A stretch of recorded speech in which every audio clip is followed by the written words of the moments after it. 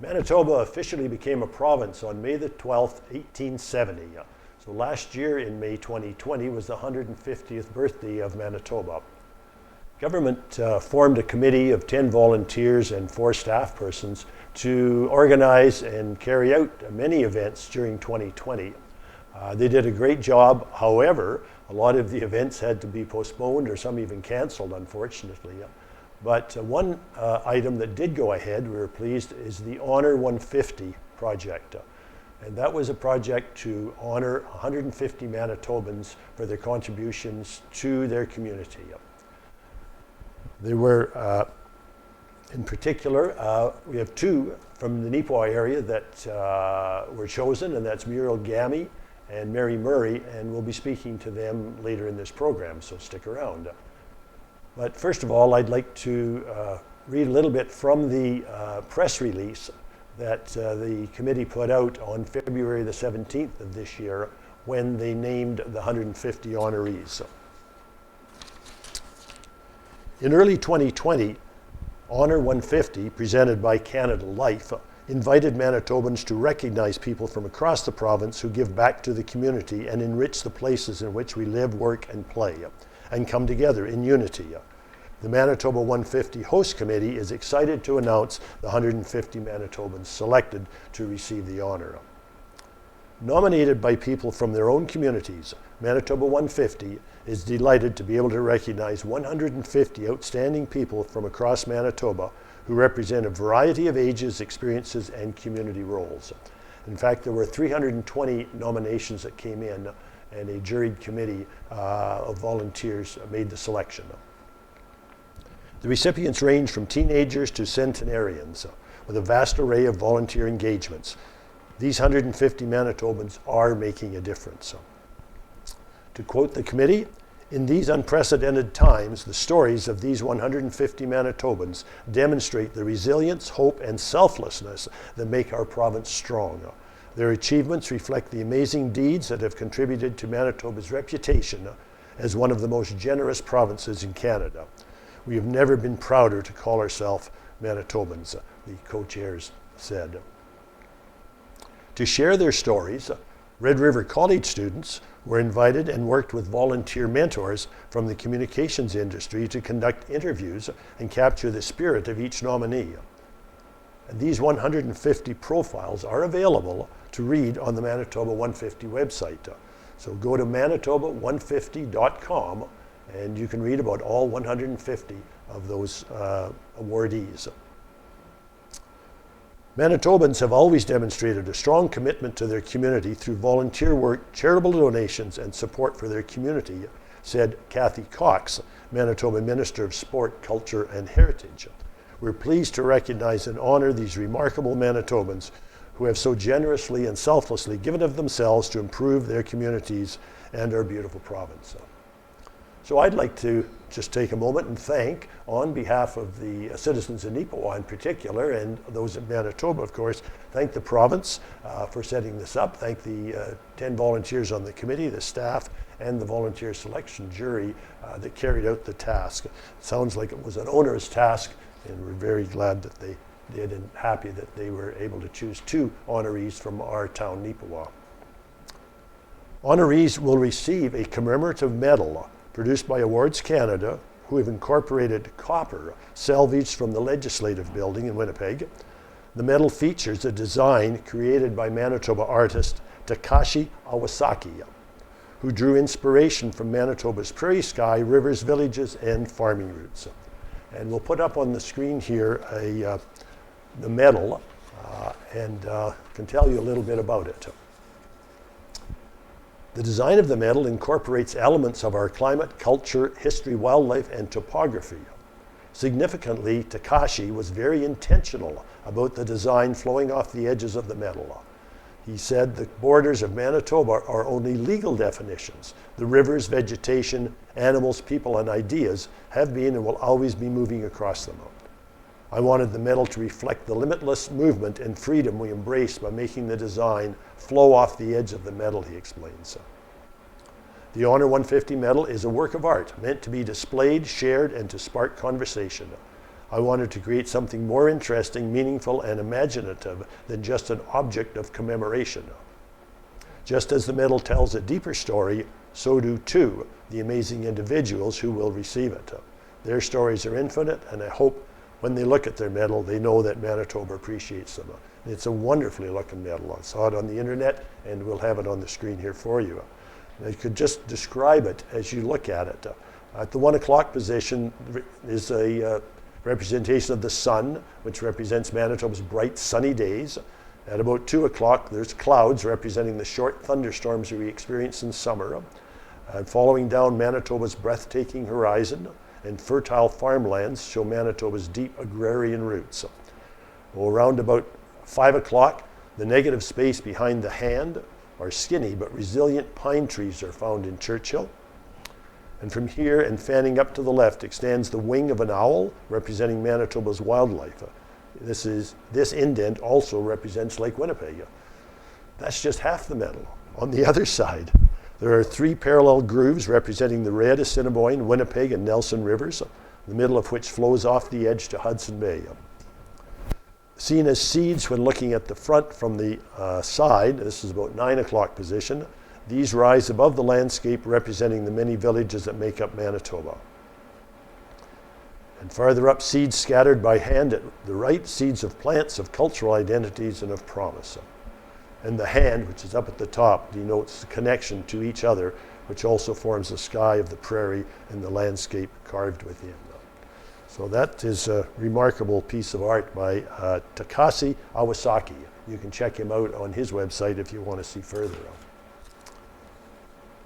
Just to mention now, as part of Canada Life's contribution to Manitoba 150, $500 will be donated to the charity of each honoree's choice. So times 150, that's $75,000 that the honorees were donating. Canada Life gave another $175,000, I think, to the program for programs and the presentations and so on. So thank you to Canada Life. In fact, the Hugh Moncrief, Executive Vice President, said, "The recipients are local leaders who selflessly give their time and effort to make our province a better place, not only during our province's 150th year, but every day. We couldn't think of a better way to celebrate their dedication than to contribute to the charities and organizations of their choice in their honor." So congratulations to these 150 Manitobans who remind us that even heroes who hide in plain sight deserve our recognition and our thanks. So please go to manitoba150.com and read about all of these wonderful people. And now I'd like to welcome one of these wonderful people. Muriel Gamey from Neepawa was the recipient of that. So welcome to the program, Muriel. Thank you. Maybe since this programming goes wider than just in the Neepawa area, perhaps tell us when you came to Neepawa and what you did around Neepawa in your working life. I think I arrived here in about 1978 or 79 as a phys ed teacher at the high school and spent the rest of my working career there. And I know you volunteered a lot during the time of it's not just since you've retired that you've been volunteering, you've been doing lots and lots before that. In fact, in the title on the Manitoba 150 site of Muriel, the caption, I guess maybe would be the best word to describe it, says, "A passion for helping others learn new activities." And you certainly do that. So maybe we'd start with the Langford, or the trails. There's a couple of trails you've been involved in, and you were telling me quite a bit about it off camera. So just tell us what the trails are, where they are, and your involvement. Well, I've looked after the ski trails for quite a long time, and people wanted to have a place to hike in the summer, but they can't hike there in the summer because it's cattle country. And so when I retired, I'd found a spot I used to like to bike through, and the wildlife management area, we called it the Langford Recreational Trails now. And so we went through the proper authorities and got permission to make a trails, and turned into about 11 kilometers of hiking trails and biking trails. In the winter now it's used for fat biking and snowshoeing, so that's kind of how it started. So fat biking, so that's the ones with the fat tires right. On them, and so they can run on the winter trails. Right.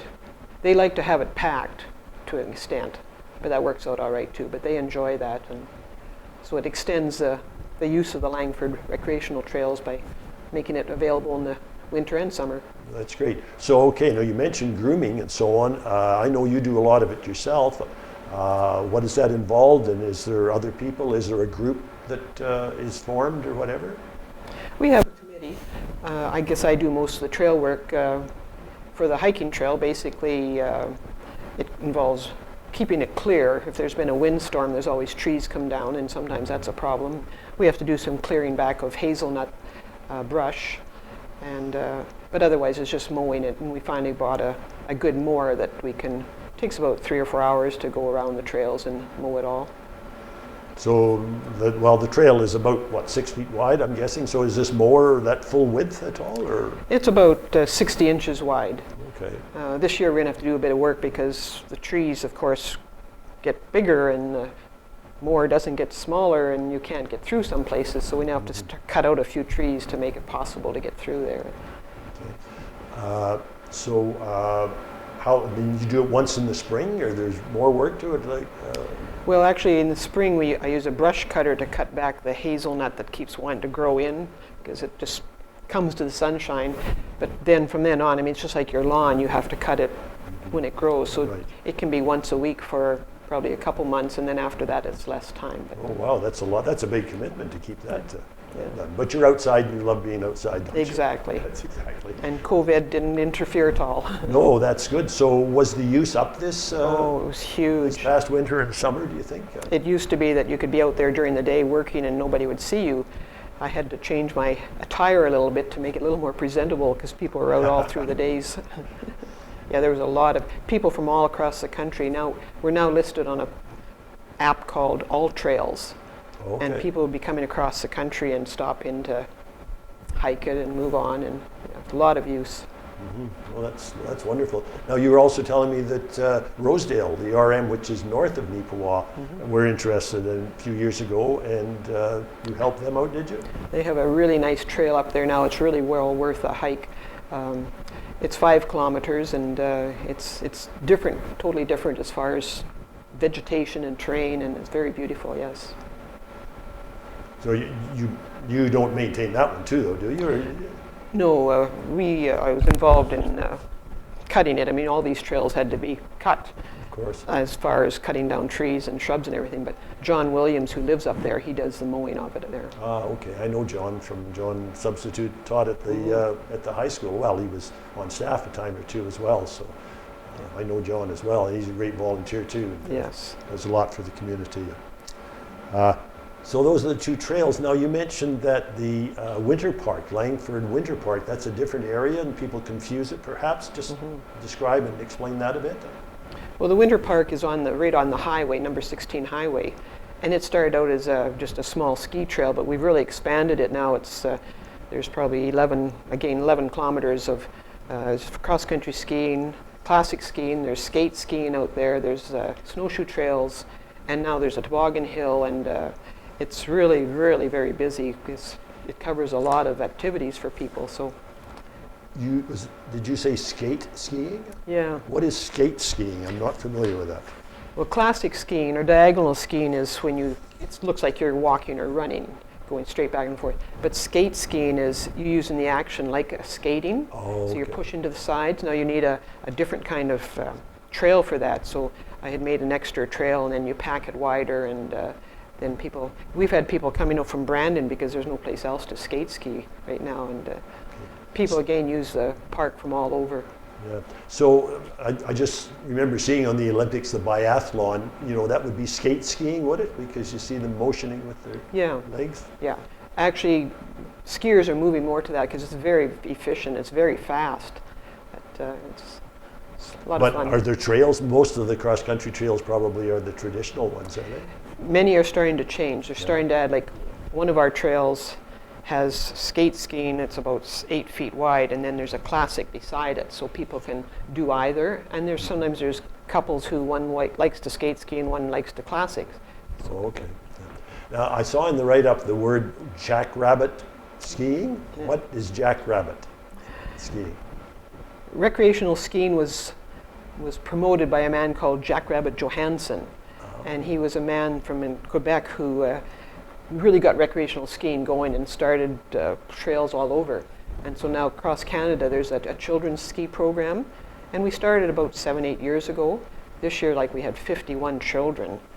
We couldn't have a truly organized program because we couldn't meet with them to start with, but I'd set up activities in different places, and then throughout the week they could go and do the activities and learn stuff. And the really neat thing about the Jackrabbit program is that the parents ski with the children, so you see the families out skiing. And so many of the parents, well, they hadn't skied since they were little, and they just really enjoyed it. And we rent out the skis to the first year the children get the skis free.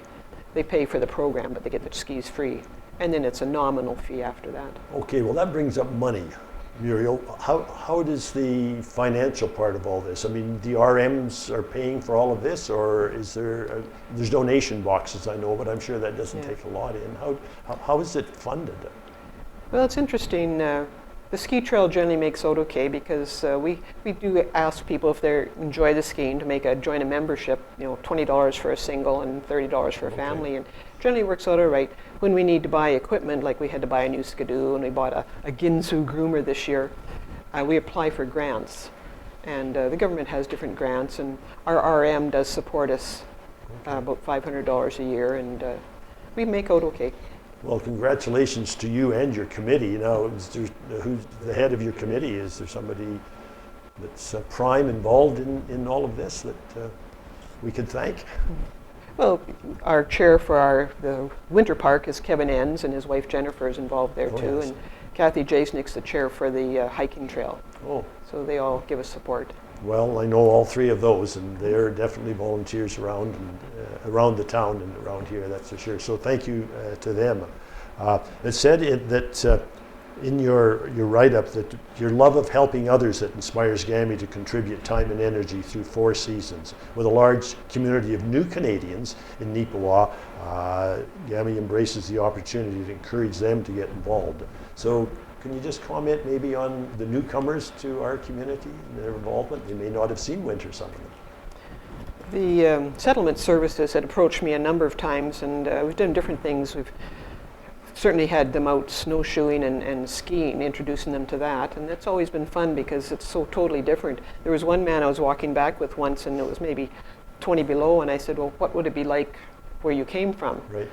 Oh, well, it's never cooler than plus 25. And like, this is 20 below zero. But they were enjoying it. We've done snowshoeing and skiing and kayaking with them, and I've done stuff with the young people, taking them out orienteering and different activities just to introduce them to Manitoba. So I'm sure, settlement services, I mean, when people think of something outside and they look for a little help or advice, Muriel's the person that we contact, that's for sure.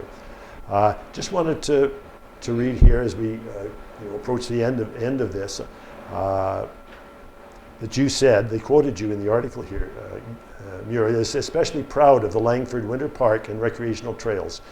You said it's nice to have the freedom to get inspiration and then make it a reality, referring to the workshops she's introduced, and that's where I saw the Jackrabbit program mentioned. Now, just one last thing. According to Jason Lowen, Gamey's nominator, and I spoke to Jason, I phoned him and had a word with him, and so I really want to thank him for taking the time and effort to do that. He didn't do it as a group, it was as an individual that he told me that he met Muriel with his family and just felt so pleased of all the things she was doing, and he wanted to do this. So thank you, Jason, for doing this. He said Muriel just wants people to get outside and be active and enjoy nature. He also praises her can-do attitude, reflecting on a time when he mentioned it would be nice for kids in town to have a bike park. Within a week, he says, Gamey had set and planned a motion and learned that the town was just ready to announce an ambitious plan. So Gamey got involved in helping clear trails and that up there. And of course, that's the new bike park that is up at the north end of Neepawa, which is a wonderful addition. And it will draw people to town, and the Langford and Trails and Winter Park will also draw. So, so thank you very much for all you do. There's no end in sight, it says here at the end of the article, for Gamey. We're blessed to be where we are. I love the country lifestyle. Sums you up. Thank you very much, Muriel, for coming in and sharing and telling us about some of these projects you've been involved in, and congratulations on the award. Just encourage people to get out and enjoy great outdoors. Thank you.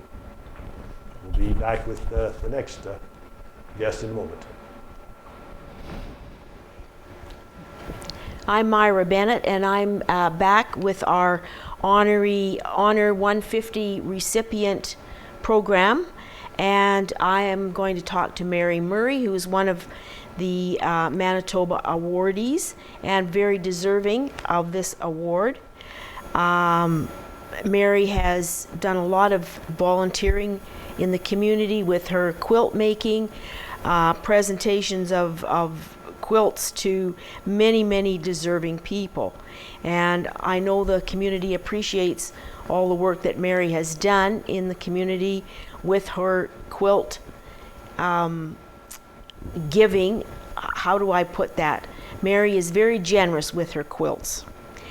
Anyway, I'm going to talk to Mary now about her quilting and how she has come to win this prestigious award.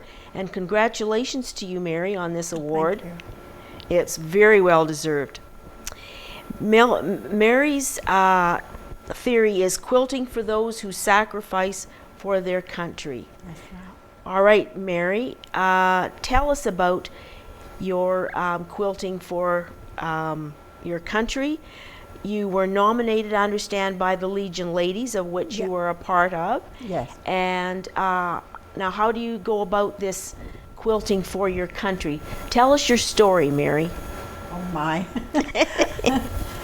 It started, I was 3.5 roughly, February 23rd, 1944, 3 o'clock in the morning. Our home was bombed. It had been continually bombing in that area every single day, and this one night it happened and the whole street was taken out and soldiers had to come and dig us out. We were under the table in the kitchen where my mum used to put us with blankets and pillows around us, and they came and found us and took us down to Mrs. Mitchell's house. It was the only house left standing on the street, and all the children were put there for the night. And then the next morning the army came with trucks. Well, I was carried down the street by a soldier, and I can remember his uniform being very itchy because I was just in my nightie and barefoot and everything. And they took us in trucks to, I think it was the forces base, in this one huge, like a gymnasium or room or whatever you want to call it. And we were classed as misplaced persons, and we were on cots with a pillow and a blanket, wall to wall almost. And then in the morning it all had to be packed up, and then they put up tables and they fed you, and we were there for possibly up to 3 weeks before a house was found for us. And we moved into where I lived then until I came to Canada. Okay, so that was sort of your introduction to the soldiers and Yes. the army helping you out, and They came and found us and dug us out. thank goodness for that. Yes. The ones where we lived on Hatton Road, on one side of us was the number 44 battery, which consisted of anti-aircraft guns. Several, it was either 4 or 6, I'm not just sure how many were there now.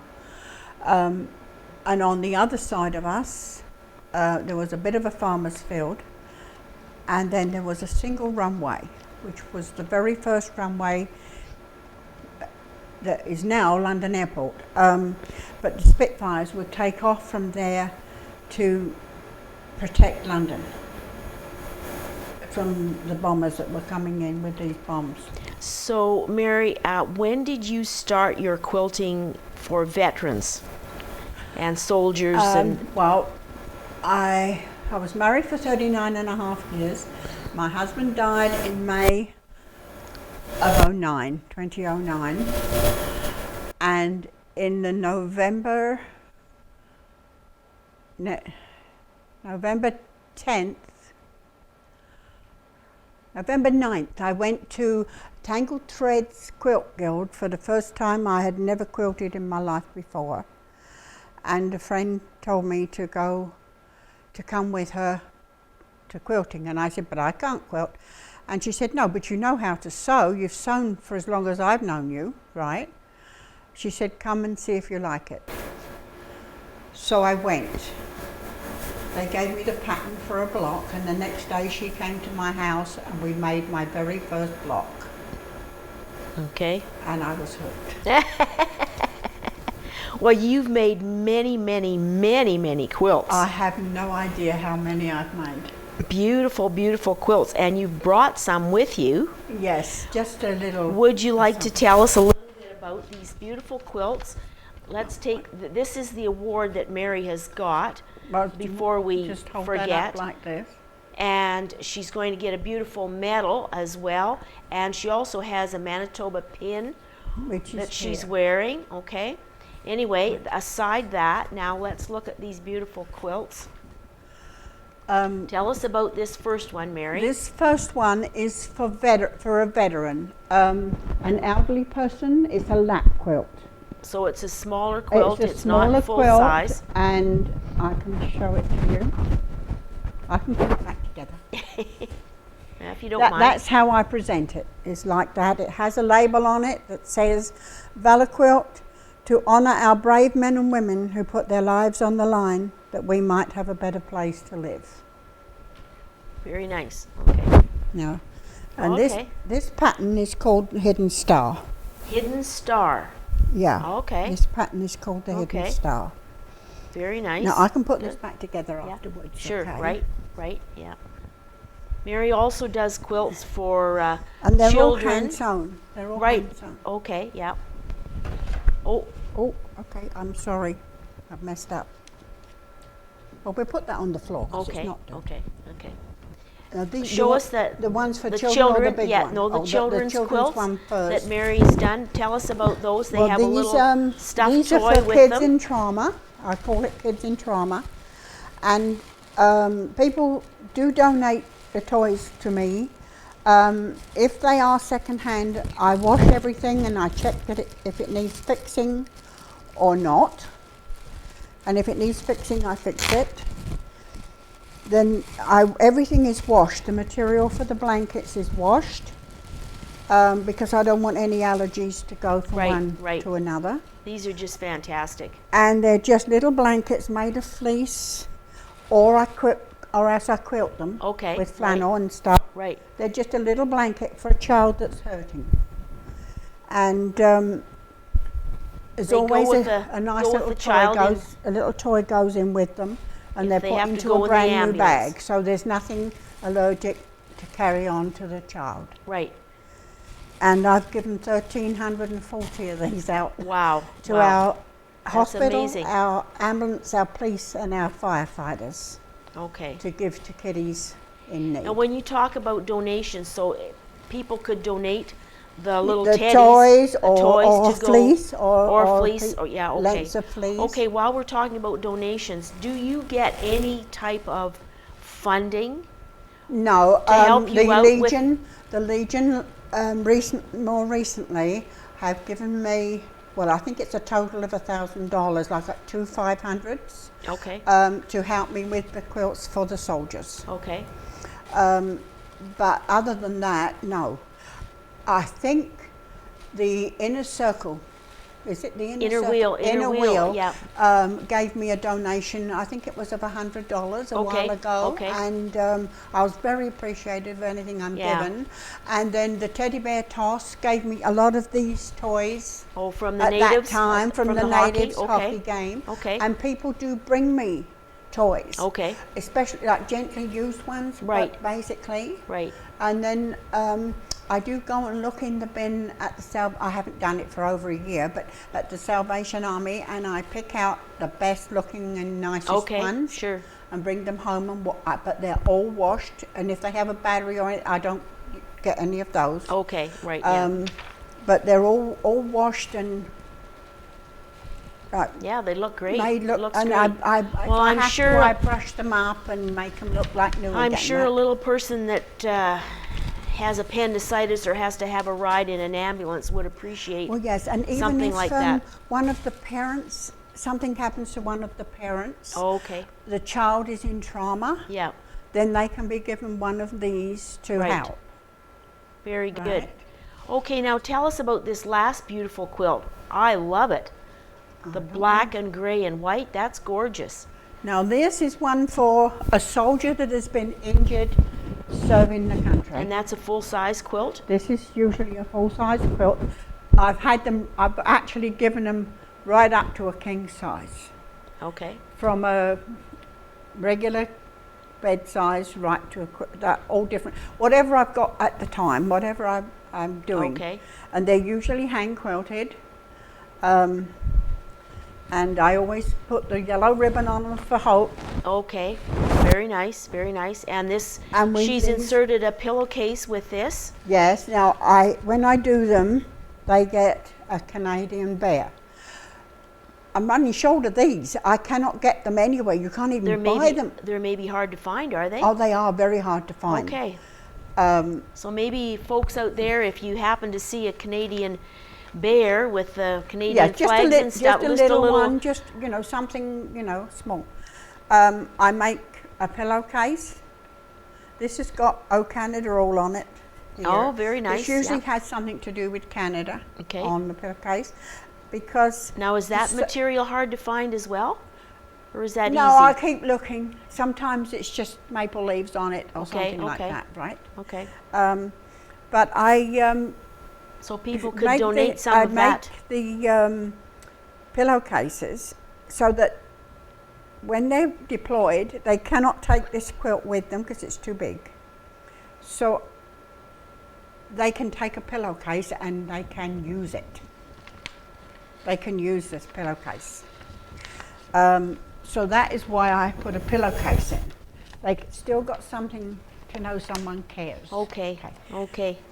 There's also Well- a card included to say thank you. Okay. That's very good, Mary. And you've donated over 150 quilts for injured veterans. All told. Plus, yes. Mary has This is- one of her quilts hanging on the honor walls in bases Shiloh and Edmonton. Yeah. And I've seen the quilt that is hanging there a few years ago, and it's beautifully displayed. It really the is. picture is in there. And that's right. We probably will be able to put up some pictures that Mary has brought to go with our program of some of her quilts that are hanging in different places, and with people that she has donated the quilts to, some of the veterans, the lap quilts, and other people that she's given quilts to, and we'll show them, attach them to the program. This one is called a Take Two. Very nice. The pattern is And with this award, Mary, I understand that there was to be a gala ball. Well, that's what I understood. I was told asked if I had a long dress, and I said, well, yes. As a matter of fact, I did. I bought it for a wedding that never happened. Well, it did happen, but not how we expected it to.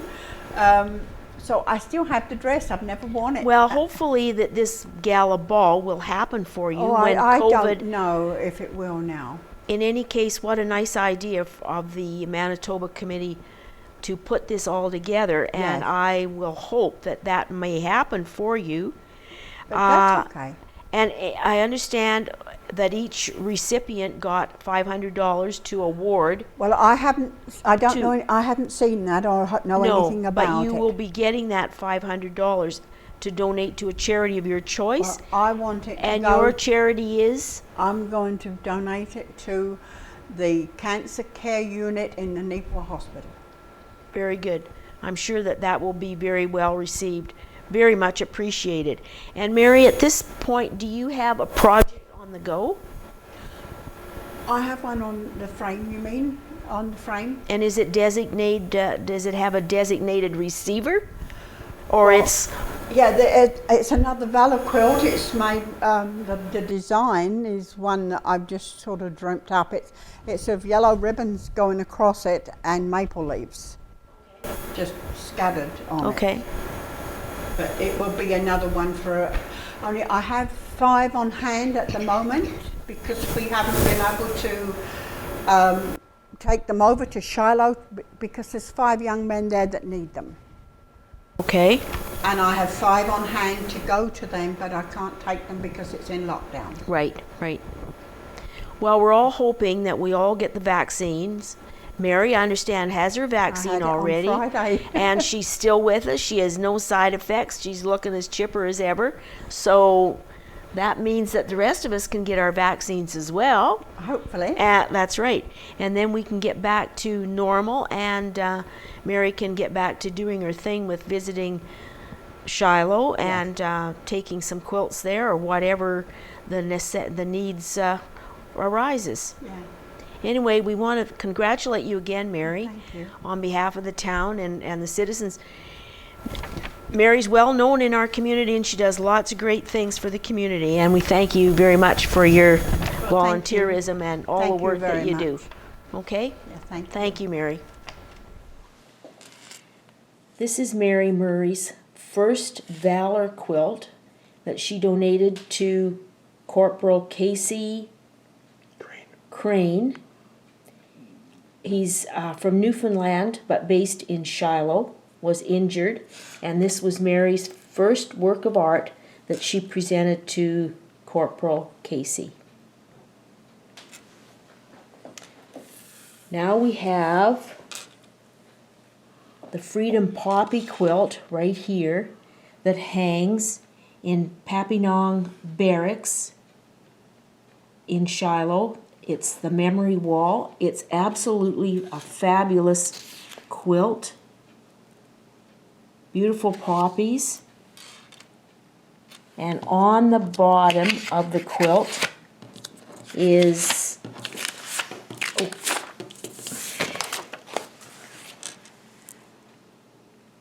the presentation of the quilt, 1914 to 2014, 2nd Battalion, Princess Patricia's Canadian Light Infantry.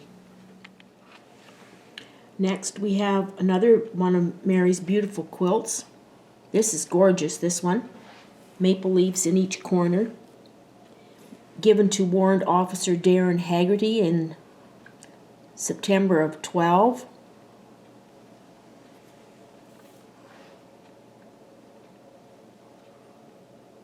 Mary and the officer. Next, we have At a Christmas Dinner in 2012.